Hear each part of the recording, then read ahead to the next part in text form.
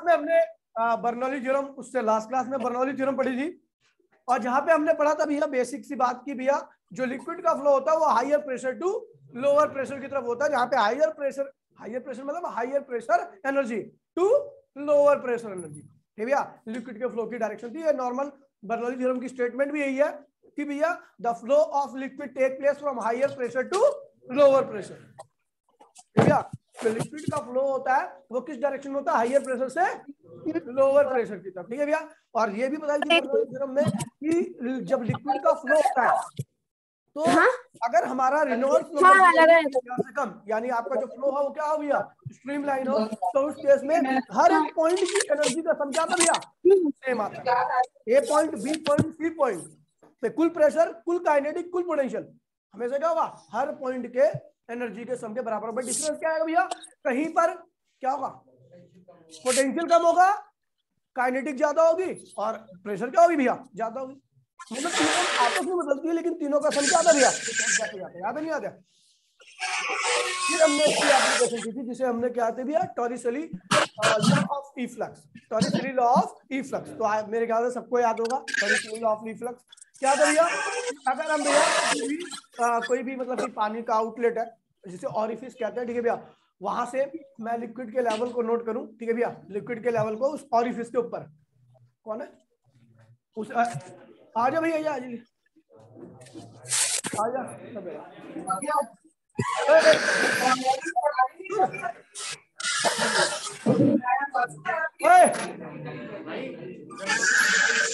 एक मिनट,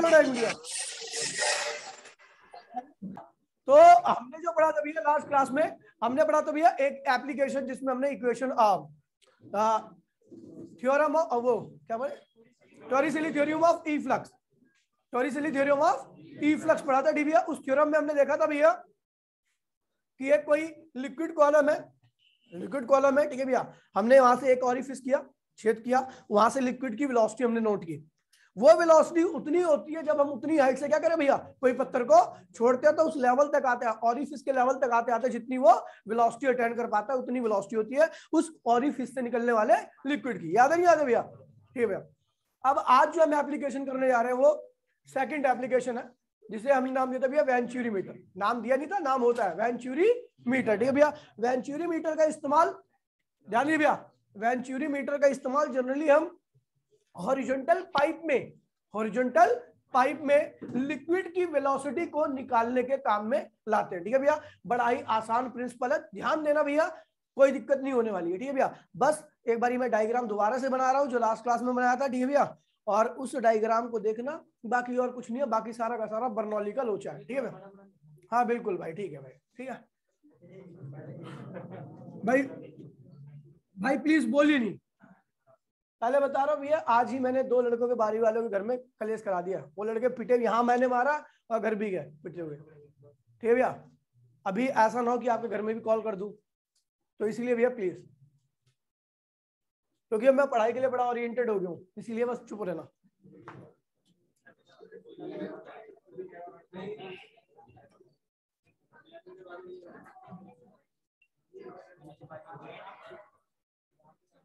ओए बस, ठीक है भैया, तो भैया हम करने आ रहे हैं भैया venturi meter.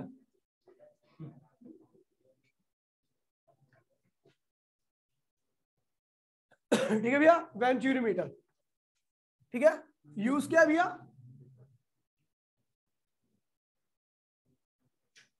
Calculate the velocity of liquid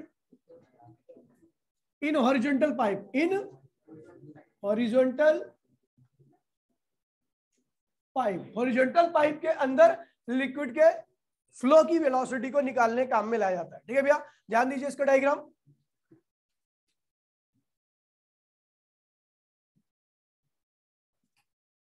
ठीक है, ये भैया आपको क्या भैया, ट्यूब है, ठीक है, ये नैरो ट्यूब है,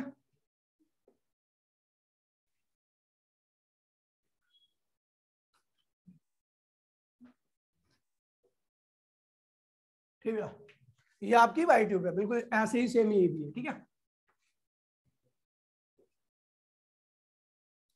ठीक है। और यहां पर भी फ्लो क्या होनी चाहिए, स्ट्रीम लाइन, क्योंकि मैंने बताया भैया कि हम कैलकुलेशन किसके लिए कर सकते हैं, केवल स्ट्रीम लाइन के लिए। ठीक है भैया,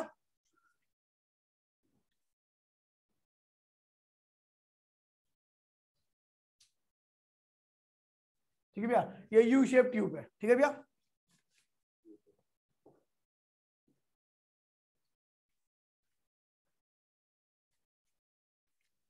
ठीक है, इसके अंदर लिक्विड फ्लो कर रहा है।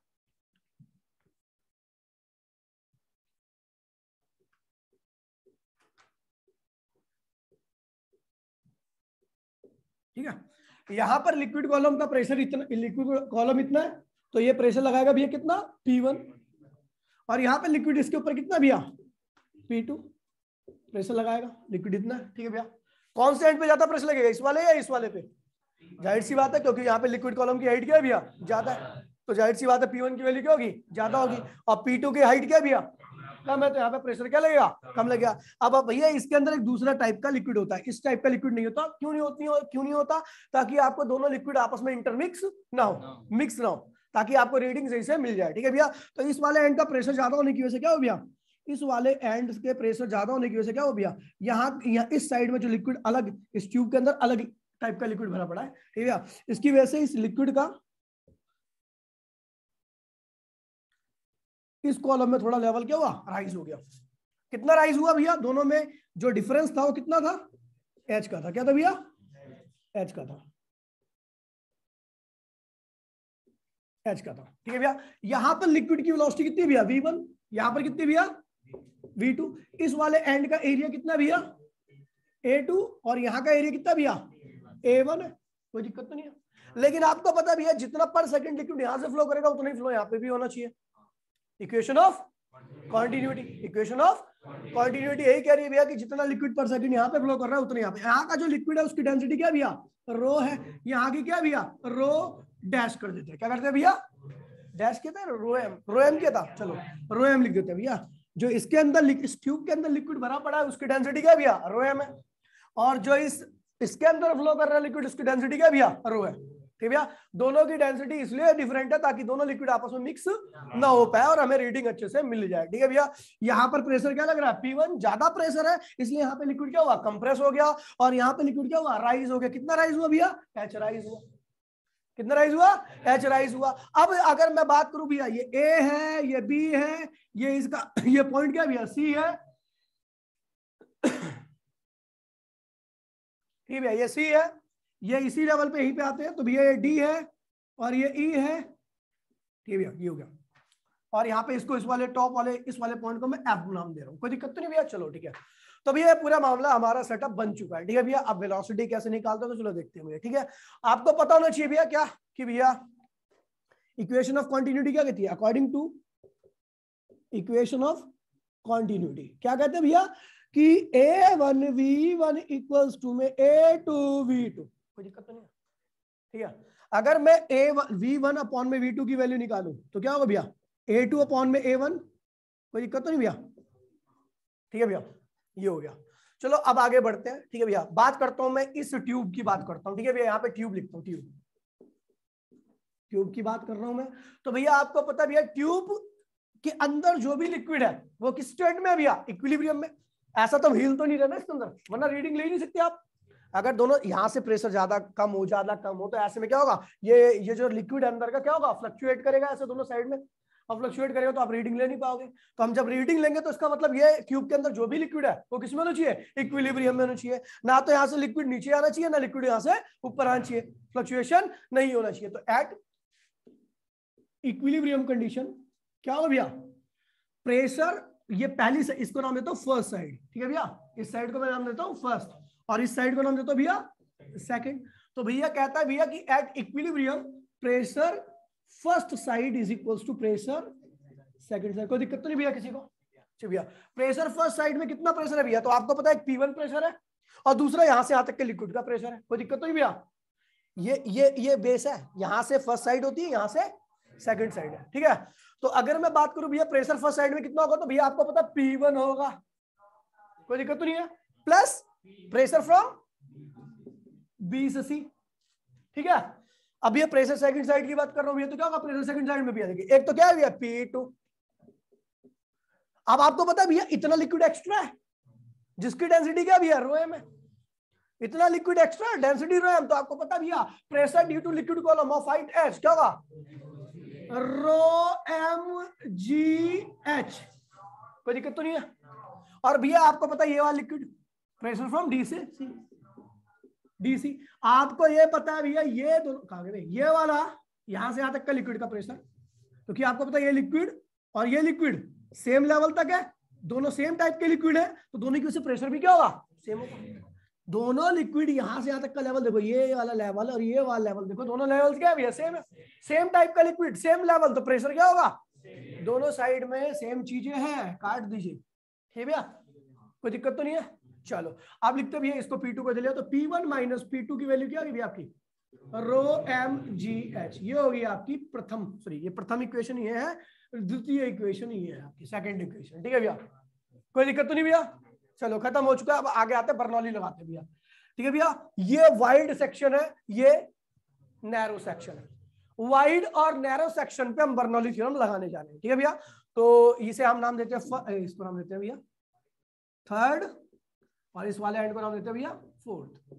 Applying Bernoulli theorem, applying Bernoulli theorem at third end fourth end. आवाज आ रही है अननेसेसरी कहीं से,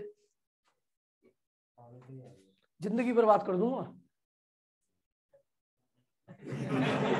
ठीक है। तो देखिए भैया इस वाले एंड पे बर्नौली थ्योरम लगाने जा रहे हैं। आपको पता है given pipe is horizontal pipe, और हॉरिजॉन्टल पाइप के केस में जो आपकी पोटेंशियल एनर्जी होती है वो दोनों एंड पे क्या होती है, लिखो या मत लिखो कोई फर्क ही नहीं पड़ना, फर्क पड़ना है नहीं पड़ना। तो भैया देखिए बर्नौली थ्योरम देखिए भैया सबसे ज्यादा यूज हो रही है सेकंड फॉर्म वाली Bernoulli theorem in terms of per unit volume. क्या थी बच्चा P1 half rho V1 square plus रो जी एच, एच क्या है भैया, तो जमीन से देखिए आपको पता है ये पाइप और ये पाइप, इन दोनों का एक्सिस क्या है भैया सेम है, एक्सिस जानते हो ना भैया सेंटर वाई लाइन, एक्सिस क्या भैया सेम है, और दोनों की ये जो जमीन हम जमीन जमीन है, ये जमीन मेरा फर्श क्या जमीन है, तो इस वाले एक्सिस से इसकी हाइट, जमीन से इसकी हाइट इस वाले से, और जमीन से इसकी हाइट, दोनों की हाइट क्या भैया सेम है, यानी हॉरिजॉन्टल पाइप है। थोड़ा भी डिफरेंस होता तो हॉरिजॉन्टल नहीं होती, यहाँ पे हॉरिजॉन्टल पाइप है इसलिए इसके एक्सिस की हाइट और इसके एक्सिस की हाइट जमीन से क्या भैया सेम है, यानी ये पूरी भैया परफेक्टली हॉरिजॉन्टल है, समझ गए भैया। अब हॉरिजॉन्टल है यानी दोनों के एक्सिस की हाइट, यहाँ पे जो हाइट होती है ना वो हमेशा एक्सिस है, जमीन से एक्सिस की हाइट देते हैं, जमीन से, तो भैया दोनों के लिए एक्सिस की हाइट क्या है भैया सेम है, तो इसलिए मैंने क्या लिखा भैया एच, क्या लिखा H1 नहीं लिखा, क्योंकि H तो ही H1 तो ही नहीं, H1 H2 दोनों क्या भैया सेम है, वो उसकी वैल्यू क्या है। दूसरे एंड पे छोटे वाले एंड पे प्रेशर कितना लगा रहा है लिक्विड P2, कितना लगा रहा है भैया P2, कोई दिक्कत तो नहीं है। वेलोसिटी कितनी भैया, डेंसिटी वही रहेगी, वेलोसिटी क्या होगी V2 स्क्वायर, और यहां पर क्या भैया रो जी H2 H, ठीक है भैया। हाँ कैपिटल H, बहुत बेकार लड़का है ये तो, ठीक है H है, H क्या है ठीक है, कुछ जब कटी जा रहा तो कैपिटल H स्मॉल h से क्या मतलब है, ठीक है समझ गया, ध्यान रखना। ये भैया वैसे सही कह रहे हैं, ये H हमने इसको कैपिटल H ले लो, ठीक है भैया, इसको कैपिटल H ले लिया तो यहाँ पे क्या हुआ कैपिटल H, यहाँ क्या हुआ कैपिटल, अब वो आप स्मॉल h हो जाएगा तो वो लिखने की आवश्यकता नहीं है, ठीक है। तो ये हो गया भैया, हमने काट दिया, तो P1 माइनस P2 की वैल्यू कितनी आ रही भैया, इसको परली साइड में ले आओ, इसको ये इधर रहने दो, इसको परली साइड में ले आओ, तो क्या होगा हाफ रो कॉमन आ गया, V2 स्क्वायर माइनस कर सकते हैं। चलो भैया अब P1 माइनस P2 की वैल्यू क्या रखी बेटा बताओ, हाफ रो V1 कॉमन ले लीजिए, ले सकते हैं, चाटा मारूंगा खींच के, V1 कॉमन लो, V1 कॉमन ले लिया तो क्या होगा भैया V2 अपॉन में V1 का होल स्क्वायर माइनस 1। अब ये देखिए फर्स्ट इक्वेशन से फर्स्ट इक्वेशन पे आते हैं, तो V1 माइनस V2 की वैल्यू क्या रखी है A2 अपॉन में, अब देखो V2 हमने A1 अपॉन में A2 V2 अपॉन में V1 की वैल्यू क्यों हटा दी, क्योंकि वही तो निकालना हमें, इसका मतलब हमें पता ही नहीं है। हमें क्या पता भैया, इसका क्रॉस सेक्शनल एरिया, इसका और इसका पता होगा भैया, पाइप हमने लगाई है, हमें तो पता ही होगा ना कितना क्रॉस सेक्शन एरिया है। तो भैया ये पता थी, इसलिए हमने वेलोसिटी को भी क्या लिया भैया, इक्वेशन ऑफ कॉन्टिन्यूटी से A2 अपॉन में A1 की फॉर्म में लिख दिया। कोई दिक्कत तो नहीं है? चलो भैया ठीक है भैया, तो आप क्या होगा from first equation, from first equation, ठीक है भैया। फर्स्ट इक्वेशन से हमने देखा तो P1 माइनस P2 की वैल्यू क्या रही है, हाफ रो V1 और ये क्या भैया A1 अपॉन में A2 का होल स्क्वायर माइनस 1 लिख सकते हैं भैया। तो P1 माइनस P2 बराबर में हाफ रो V1 स्क्वायर, अभी निकालूंगा लूंगा इसकी वैल्यू, टेंशन मत लो, ठीक है भैया। ये क्या हुआ भैया, A1 square minus A2 square upon में, सब पता है। ये कर देते भैया कौन सी इक्वेशन, पहली होगी थी, दूसरी यूरी और तीसरी से करते, चौथी है। चलो भैया चौथी लिख दी, चौथी इक्वेशन, ठीक है भैया। ये फोर्थ इक्वेशन आ पूरी आ रही है, हाँ पूरा आ रहा है, ठीक है भैया। अब देखिए भैया, अगर हम बात करें सेकंड इक्वेशन को देखिए, P1 माइनस P2 की वैल्यू कितनी रखी है ये, और अगर मैं बात करूं भैया फोर्थ इक्वेशन तो P1 माइनस P2 की वैल्यू क्या रखी है, ये रखी है, दोनों ही तो बराबर होंगे। तो from first and second and fourth equation, वही तो मैं कह रहा हूं थर्ड होनी चाहिए ना।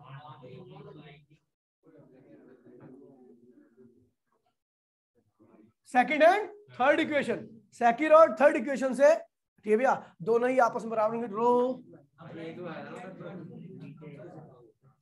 ठीक है भैया। चलो भैया, रो जी एच, एच क्या है भैया, डिफरेंस इन यूट्यूब, लिक्विड का डिफरेंस इन यूट्यूब, ठीक है भैया। और ये क्या हुआ, हाफ, आवाज आ रही है कभी नहीं आएंगी फिर, हाफ रो V1 स्क्वायर और क्या बेटा A1 square minus A2 square upon में A1 स्क्वायर। हमें क्या निकालना है, वेलोसिटी, वेलोसिटी निकालना है V1, पाइप के अंदर कितनी वेलोसिटी है, तो भैया V1 क्या होगा, V1 ये रखो तो, अरे हाँ ठीक है भैया, V, मैं जानबूझ के कर रहा हूँ ये सब चीजें, मैं तुम्हें देख रहा हूँ, ठीक है भैया। V1 स्क्वायर क्या निकाला भैया, हमने इस V1 को यहीं पे रखा, ठीक है भैया। V1 स्क्वायर की वैल्यू क्या होगी भैया, तो भैया ये दो को इधर लिया तो 2 रो M G H, ठीक है भैया।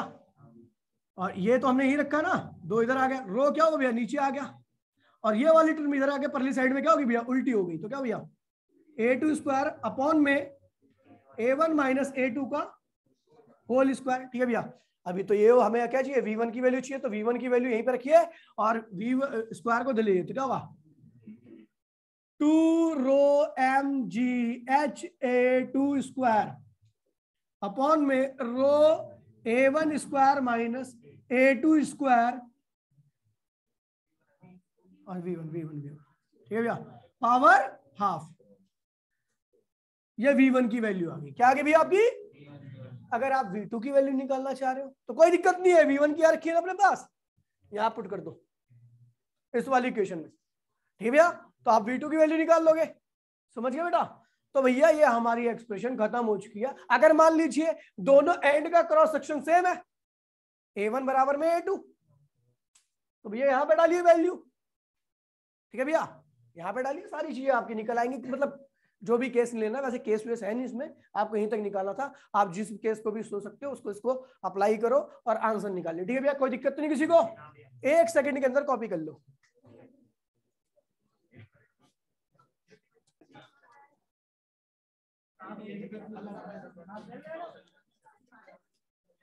बेटा अगली एप्लीकेशन है आपकी ब्लोइंग ऑफ रूफ। देखिए आपने देखा होगा कि जब का गांव की बात होती है, यहाँ पे तो भाई पक्के मकान है, ठीक है भैया। तो गांव में जो आपकी झोपड़ी होती है, ठीक है भैया, मैं प्लीज बोल ही नहीं बिल्कुल, पढ़ाई के टाइम में बिल्कुल नहीं, ठीक है भैया। तो भैया गांव में जो आपकी झोपड़ी होती है, मतलब ऐसे छोटी मोटी होती है, तो उसमें क्या होता है भैया कि हवाएं चलती है तो उड़ जाती है उसकी छती, कुछ नहीं उड़ता, पहले छती उड़ जाती है, ठीक है भैया। तो ऐसा क्यों होता है, इसमें भी भैया बर्नौली थ्योरम का प्रिंसिपल क्या भैया, the flow take place from higher pressure to lower pressure, ठीक है भैया। हाइयर प्रेशर से लोअर प्रेशर की तरफ फ्लो होता है, ठीक है भैया। अब देखिए क्या होता है, ध्यान दीजिए भैया, देखिए ब्लोइंग ऑफ रूफ, ठीक है भैया। अब इसमें क्या होता है, भाई प्लीज बोलिए मत यार बिल्कुल भी यार, ठीक है।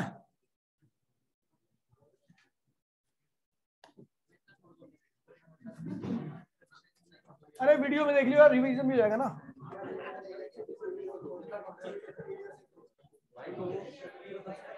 ओए बस देखिए भैया, एक्चुअल में क्या भैया,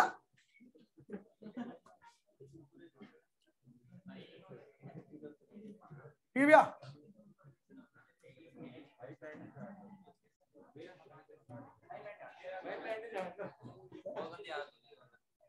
हाँ कोई नहीं। देखिए भैया, अभी क्या है भैया कि जब हवा चलती है भैया, ध्यान दीजिए भैया, तो हवा क्या करती है भैया, ये सरफेस से पकड़ के चलती है ऐसे करके, ये हवा है। हवा का फ्लो कुछ इस तरीके से चलता है, ठीक है भैया। अब ऊपर से क्या बढ़ रहा है भैया, एटमॉस्फेरिक प्रेशर, ठीक है भैया, ऊपर से बढ़ रहा है भैया आपका एटमॉस्फेरिक प्रेशर इस रूफ के ऊपर, और अंदर से भी लग रहा है भैया एटमॉस्फेरिक प्रेशर। जब तक दोनों प्रेशर बराबर रहते हैं तब तक रूफ क्या होती है भैया, स्टेबल स्टेट में पड़ी रहती है।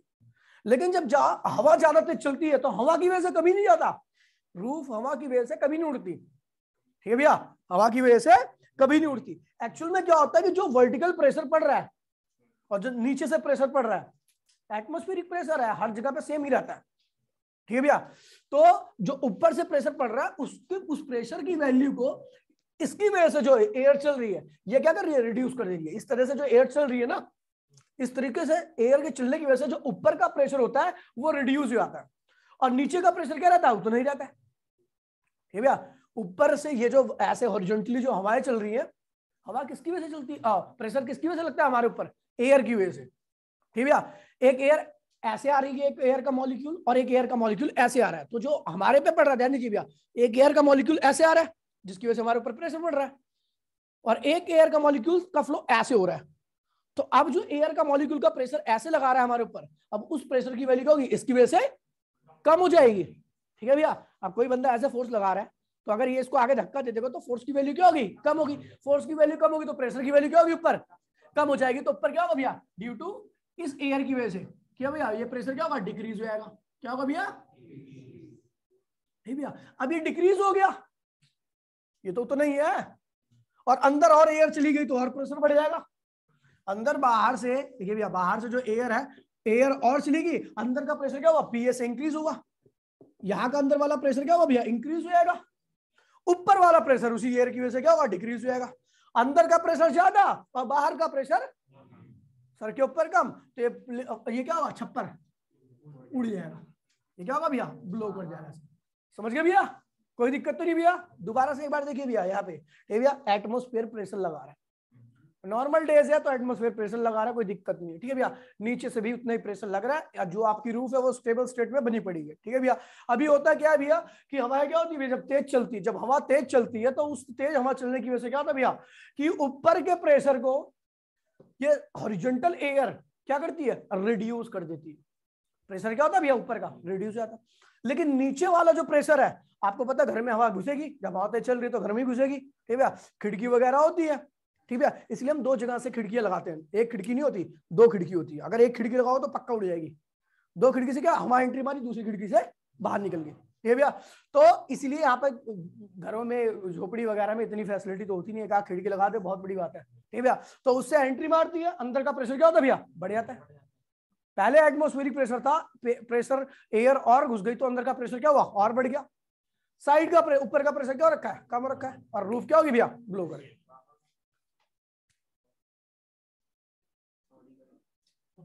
भैया उड़ गई हवा में, बेटा क्लियर है ऑनलाइन सबको। छत में बड़ा चित्र बना लो, ज्यादा लिखवा नहीं रहा इसके बारे में, लिखवा नहीं रहा। किसको किसको क्लियर है भैया, छप्पर क्यों उड़ जाता भैया, लिखवा नहीं रहा इसके बारे में। एनसीईआरटी से लिखना, एनसीईआरटी एनसीईआरटी से लिख लेना इसको, बाकी मैंने समझा दिया कंसेप्ट, ठीक है भैया। हाँ भैया,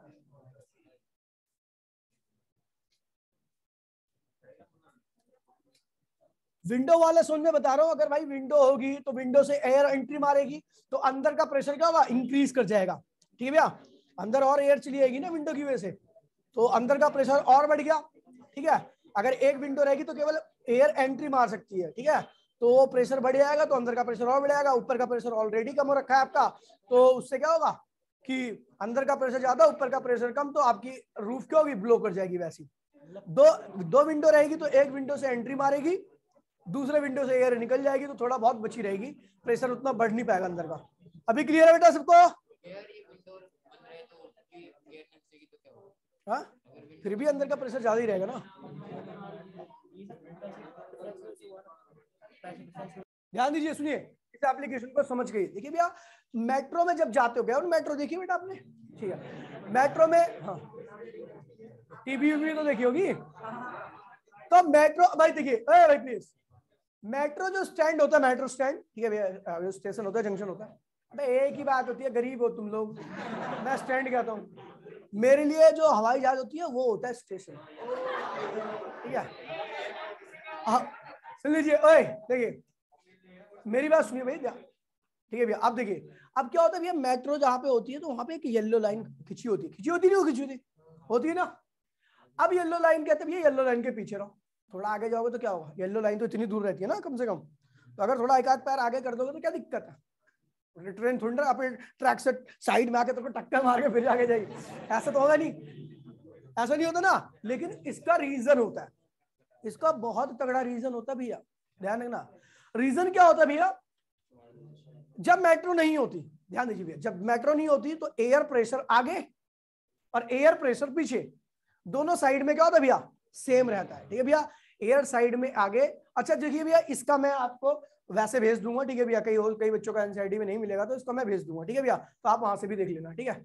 तो एयर प्रेशर क्या होता है भैया, जब मेट्रो नहीं रहती, आप स्टेशन पे नॉर्मली खड़े रहते हो, गाड़ी वाड़ी नहीं जा रही है, तो एयर प्रेशर, जितनी एयर आगे रहती है उतनी एयर पीछे रहती है आपके, है ना। और इसकी वजह से दोनों साइड में प्रेशर क्या होता है, बॉडी के आगे और पीछे दोनों साइड में प्रेशर क्या होता है भैया, मेंटेन रहता है, और भैया दोनों साइड में प्रेशर रहता है तो आप स्टेबल रहते हो। लेकिन जब रेलगाड़ी आती है तो रेलगाड़ी क्या होती है भैया, आती है तो जहां पर आती है तो आपको पता है लिक्विड को फ्लूइड डिस्प्लेस हो जाता है वहां से, आपको पता ना भैया, कोई अगर वॉल्यूम वाली चीज आ रही है, क्योंकि आपको पता रेलगाड़ी का वॉल्यूम है, जब वो वहां पर आएगी तो पीछे से हवा को धकेलती हुई आएगी ना, हटाती हुई आएगी, तो वो जो पीछे की एयर आ रही है वो आगे की एयर को क्या करती है, ढकेल के आगे कर देती है। आगे एयर की संख्या, एयर की वैल्यू क्या होती है, कम हो जाती है, एयर प्रेशर कम हो जाता है, पीछे उतना ही रहता है। पीछे प्रेशर क्या हुआ, बढ़ गया, आगे प्रेशर क्या हुआ, आप कहां चले गए, स्वर्गवासी हो गए, समझ गए? क्लियर है भैया सबको? चलो भैया दूसरी एक मिनट बेटा, दूसरी मीटिंग ऑन करो फटाफट, दूसरी मीटिंग ऑन करो फटाफट जल्दी से, लिंक नहीं आएगा, वही लिंक है, दूसरी मीटिंग